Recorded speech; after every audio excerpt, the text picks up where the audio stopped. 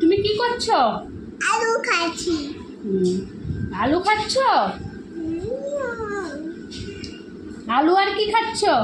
তরকারি। তরকারি? কে রান্না করেছে? আমি। তুমি? হ্যাঁ। তুমি রান্না করতে পারো? পাচ্ছি। পারছি নি।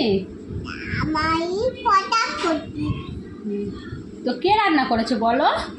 আমি। তুমি? তুমি পড়াশোনা করো? হ্যাঁ। কি পড়ো? আলু খাচ্ছি। কি পড়াশোনা করো বলো তো একবার বলো। 1 2 3 4